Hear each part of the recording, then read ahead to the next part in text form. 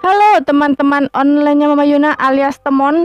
Selamat datang kembali di kumpulan cerita misteri aka Kucris ala Mama Yuna. Dan judul Kucris kita pada hari ini adalah Tersesat di Gunung Ciremai. Cerita yang akan Mama Yuna bagikan hari ini adalah berdasarkan kisah nyata, pengalaman yang betul-betul dialami oleh teman online kita, seseorang yang mengatasnamakan dirinya Patrick. Dan kejadian ini menimpa dirinya pada tahun 2008 lalu, sekitar bulan Desember. Seperti apa ceritanya? Mari kita langsung masuk saja ke cerita selengkapnya. Sebuah pesan dari teman online kita yang namanya Patrick ini. Sengaja dia ingin membagikan pengalamannya. Barangkali bisa menjadi pelajaran untuk kita semua, untuk lebih memikirkan keselamatan. Sepertinya terutama ketika kita sedang melakukan pendakian di gunung. Pada hari itu, Patrick dan sepupunya yang bernama Alvin berencana mendaki Gunung Ciremai untuk pertama kalinya. Setelah sebelumnya mereka berdua berhasil mendaki Gunung Salak dan Gunung Sumbing. Kebetulan Patrick mempunyai teman orang Kuningan, Irma namanya. Patrick dan Alvin bertemu dengan Irma ketika mereka berada di sebuah konser musik underground di daerah Bekasi. Wow, anak gaul. Setelah pergi ke warnet untuk mencari informasi mengenai Gunung Ciremai, berangkatlah Patrick dan Alvin dari Jakarta menuju Kuningan, yang sebelumnya mereka sudah menghubungi temannya yang bernama Irma. Dan si Irma ini memberikan persetujuannya untuk menemani mereka berdua mendaki. Singkat cerita, sampailah Patrick dan Alvin di terminal Kuningan sekitar jam 5 sore. Dan Irma sudah menunggu kedatangan Patrick dan Alvin. Ternyata Irma pada saat itu menunggunya juga bersama temannya yang lain yang bernama Hendra. Lalu Irma mengajak dua temannya yang berasal dari Jakarta ini langsung menuju rumah Irma, yang ternyata rumahnya tepat berada di kaki Gunung Ciremai. Tapi lucunya, meskipun si Irma ini tinggal di kaki Gunung Ciremai, ternyata Irma dan Hendra sama sekali belum pernah mendaki Gunung Ciremai. Mungkin karena mereka memang bukan orang-orang yang memiliki hobi mendaki gunung seperti Patrick dan Alvin. Setelah puas ngobrol panjang lebar, mereka memutuskan untuk mulai pendakian tanpa pamit ke ibunya Irma, karena ibu Irma sedang pergi ke masjid dan katanya Irma sudah biasa pergi tanpa berpamitan. Ini anak perempuan, nggak dibiasain pamit sama orang tua kalau bepergian. Kalau Mama Yuna yang kayak gitu udah dicoret dari kakak. Mereka semua menuju pos perizinan terdekat. Tapi si Hendra, teman yang dikenalkan oleh Irma kepada Patrick dan Alvin tadi, menyarankan mereka tidak perlu ke pos perizinan dengan alasan dia udah orang asli kampung situ. Tenang bro, aku orang asli sini, santai lah. Seperti itu mungkin. Si Patrick dan Alvin menurut saja apa yang disarankan oleh Hendra. Patrick mengeluarkan kompas sebagai patokan arah yang menunjukkan puncak ada di arah timur. Perjalanan dimulai. Hendra memimpin perjalanan menuju ladang-ladang warga dan menembus hutan pinus yang dipenuhi semak belukar. Hendra pun menebasi semak belukar tersebut menggunakan parang yang dibawanya dari rumah Irma. Dan ternyata langsung tembus ke jalur utama via Palutungan, tepatnya sebelum pos 3 Pangguyungan Badak, dan terus mendaki hingga pos 4. Setelah menemukan lahan datar, kami memutuskan membuka tenda di sekitaran pos 4. Istirahat mereka. Setelah ngopi dan makan cemilan, mereka memutuskan tidur. Tapi karena tenda yang dibawa oleh mereka hanya cukup untuk 2 orang, akhirnya Patrick dan Hendra memutuskan tidur di depan tenda. Yang di dalam tenda berarti ada Alvin dan Irma. Ternyata hingga pukul larut malam, bahkan sudah dini hari sekitar pukul 00:30, mata Patrick belum juga bisa terpejam. Kemudian Patrick memutuskan untuk duduk dan menyalakan sebatang rokok. Patrick melihat ke arah Hendra, ternyata si Hendra sudah masuk ke alam mimpi dengan sangat dalam, ditandai dengan suara dengkuran yang sangat keras. Tapi tiba-tiba, si Patrick seperti mendengar suara orang berjalan dari arah semak-semak yang berada di depannya. Sontak saja si Patrick langsung merasa seluruh tubuhnya merinding. Diraihnya senter langsung menyorotkan senter tersebut ke arah semak-semak dan terlihatlah sosok seperti Nenek-nenek bungkuk mengenakan kebaya berjalan dengan tongkat menuju ke arah Patrick. Langsung dibuang rokok di tangannya dan segera memasuki tenda dan membangunkan Alvin untuk bertukar posisi. Tapi kampretnya ternyata si Patrick ini tidak mengatakan kepada Alvin kalau dia baru saja melihat sosok nenek-nenek. Jadi si Patrick ini kayak heboh langsung masuk ke dalam tenda. Dia minta tukar tempat sama si Alvin, tapi nggak ngasih tahu apa yang baru saja dia lihat. Ini agak kampret nih ya. Pagi pun tiba. Setelah sarapan, mereka melanjutkan perjalanan menuju puncak. Berarti malamnya tidak ada cerita tentang Alvin yang melihat penampakan sama macam Patrick ya. Oke, lanjut. Tapi tidak ada satupun pendaki yang kami temui di sepanjang perjalanan hingga puncak. Mungkin karena waktu itu hari kerja. Akhirnya sekitar 6 jam perjalanan, kami tiba di puncak. Dan tidak ada orang sama sekali.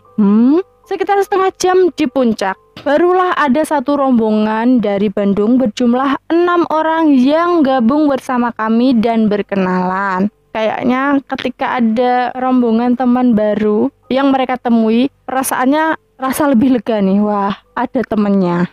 Di tengah obrolan, aku menanyakan keberadaan bunga Edelweiss di gunung ini. Dan setelah dijelaskan, kami pun bergegas pergi menuju ladang Edelweiss sekalian turun. Sampailah mereka di ladang Edelweiss. Irma dan Hendra ternyata baru pertama kali melihat bunga itu. Patrick dan Hendra pun dengan sotoy menjelaskan tentang bunga Edelweiss dan segala mitosnya. Oh alah ngarang ya. Puas berada di ladang Edelweiss, mereka kembali melanjutkan perjalanan untuk turun. Waktu itu sekitar pukul 3 sore. Lalu tibalah mereka di persimpangan Linggarjati dan Pulutungan. Mereka mengambil jalur menuju Palutungan hingga hari mulai gelap. Mereka belum juga menemukan jalur yang sama yang mereka lewati waktu naik. Namun, mereka masih belum berpikiran macam-macam. Karena mereka berpikir memang jalur utama via Palutungan masih jauh. Akhirnya sekitar pukul 7 malam, mereka memutuskan membuka tenda, lalu melanjutkan perjalanan keesokan harinya. Pagi tiba sekitar pukul 6 pagi, mereka mulai melanjutkan perjalanan turun gunung. Hampir 3 jam mereka berjalan, namun belum juga menemukan jalur yang mereka lalui waktu naik. Anehnya, ada seekor kadal yang terus mengikuti mereka entah sejak kapan. Mereka pun mulai cemas saat itu dan mereka yakin bahwa mereka tersesat karena jalur yang mereka lewati terputus. Hanya ada semak belukar setinggi 1 meteran di depan mereka.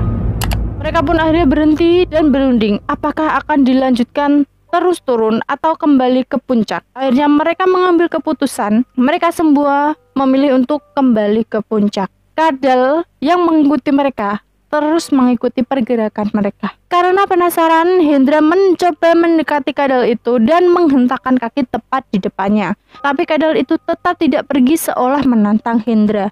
Alvin pun menyarankan kami tetap berjalan tanpa menghiraukan kadal tersebut. Hingga sore hari, mereka belum juga keluar dari hutan yang didominasi pepohonan besar. Patrick pun mencoba mengikat tali rafia berwarna biru ke sebuah pohon yang memang selalu dibawa setiap pergi mendaki sebagai tanda. Dan anehnya, mereka selalu kembali melewati tanda yang dipasang oleh si Patrick itu. Ditambah lagi, kadal yang mengikuti mereka tersebut masih terus saja mengikuti mereka. Hari pun telah gelap. Mereka kembali membuka tenda dan membuat makan malam. Untuk persediaan bekal mereka masih lumayan banyak, terutama biskuit. Air yang mereka bawa pun masih lumayan banyak. 1 dirijen air 5 liter juga masih utuh. Puas mengisi perut, mereka memutuskan untuk tidur. Suasana kali ini begitu hening. Tidak ada suara binatang hutan sama sekali seperti biasanya. Patrick pun mulai terlelap di luar tenda hingga tiba-tiba Hendra membangunkan Patrick. Karena si Hendra melihat cahaya seperti cahaya senter. Tanpa membangunkan Alvin dan Irma, si Hendra dan Patrick langsung berlari ke arah cahaya yang jaraknya kira-kira 200 meter sambil berteriak sekeras mungkin. Sepertinya cahaya yang dikejar oleh Patrick dan Hendra tersebut tidak mendengar teriakan dari Patrick dan juga Hendra. Cahaya tersebut masih terus saja berjalan, sementara Patrick dan Hendra terus berlari ke arah sumber cahaya tersebut. Terbersit sedikit harapan dalam hati untuk bisa keluar dari hutan tersebut. Bukannya pertolongan yang mereka dapat, Hendra justru terperosok jatuh ke dalam lubang sedalam kurang lebih 4 meter. Aduh, kasihan. Lebih mengejutkan lagi, ternyata sekitar 10 meter dari lubang tersebut adalah jurang yang entah berapa puluh meter dalamnya. Dengan kata lain, cahaya panjang mirip sorotan senter itu bukan berasal dari manusia karena melayang melewati jurang. Jika saja Hendra tidak terperosok ke dalam lubang, mungkin mereka berdua sudah masuk ke dalam jurang. Patrick segera kembali menuju lubang di mana Hendra terperosok. Lalu disorotnya Hendra dengan senter yang dibawanya. Untungnya si Hendra tidak mengalami cedera serius. Patrick menyuruh Hendra untuk bersabar terlebih dahulu karena Patrick akan kembali ke tenda untuk membangunkan Alvin dan mengambil tali webbing. Akhirnya Hendra bisa diangkat naik, tapi sayangnya pinggul Hendra robek hingga sekitar 5 cm. Patrick dan Alvin segera merangkul Hendra menuju tenda dan segera mengeluarkan kotak P3K untuk mengobati luka di pinggul Hendra. Belum kelar mengobati luka Hendra, tiba-tiba saja Irma terbangun dan teriak-teriak histeris dengan mata yang melotot, tapi suaranya terdengar seperti suara nenek-nenek dengan bahasa-bahasa Kuningan yang ditranslatekan oleh Hendra ke dalam bahasa Indonesia. Si Irma mengatakan, "Mau apa kalian datang ke sini?" Mereka bertiga meminta maaf dan meminta agar nenek itu keluar dari tubuh Irma. Tapi Irma tetap saja berteriak sambil sesekali tertawa cekikikan. Mereka membaca doa yang mereka hafal tapi tidak menunjukkan perubahan apa-apa pada Irma. Karena kesal, akhirnya Patrick menyuruh Alvin dan Hendra untuk memegang Irma dengan erat. Patrick menduduki kedua kaki Irma dan menggigit jempol kaki Irma. Aduh. Teriakan Irma perlahan mulai melemah hingga akhirnya benar-benar sadar.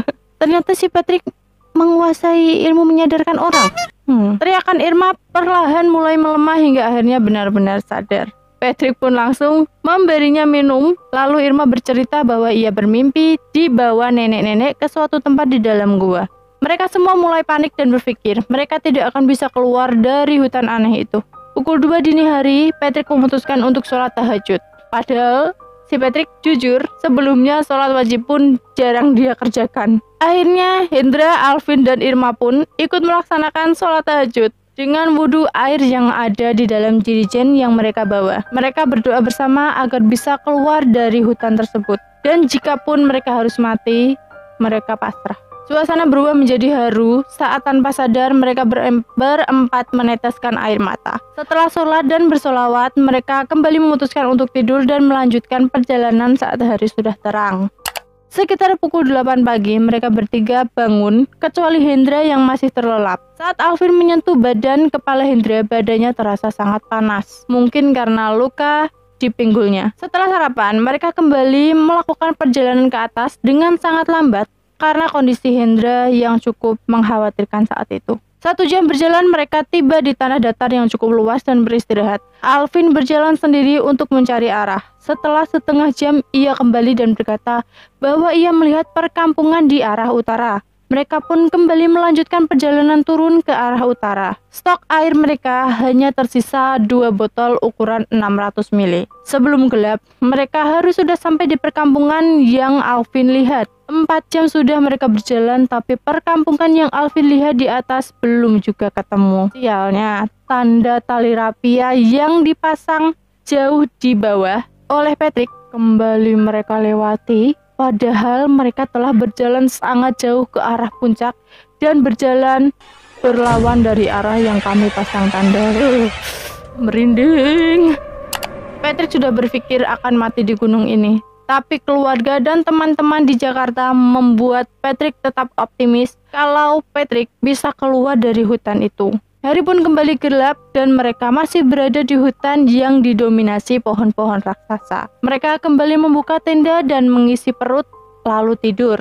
Kali itu Patrick dan Alvin yang tidur di luar tenda. Tapi sepertinya Alvin tidak bisa tidur, entah apa yang ia pikirkan. Alvin hanya memejamkan mata sambil membaca-baca doa seperti orang yang ketakutan, tapi tidak mau mengatakan apa yang sebenarnya terjadi. Patrick pun terus mengamati Alvin sambil sesekali melihat sekitar. Lalu Alvin bangun dan menyuruh mereka untuk melanjutkan perjalanan. Saat itu kira-kira pukul 9 malam. Patrick menganjurkan Alvin untuk melanjutkan perjalanan saat terang saja, tapi Alvin tetap bersikukuh ingin melanjutkan perjalanan. Akhirnya mereka semua menuruti kemauan Alvin karena mereka takut Alvin melihat sesuatu yang bisa membahayakan mereka. Dengan perasaan yang bingung, mereka mengikuti Alvin kembali ke arah atas hingga kembali bertemu dengan tanah datar yang mereka temui tadi siang. Anehnya, siang tadi mereka berjalan sekitar 7 jam dari tanah datar hingga sampai ke tempat mereka membuka tenda. Tapi saat itu hanya butuh waktu sekitar 30 menit, mereka sudah sampai ke tempat itu.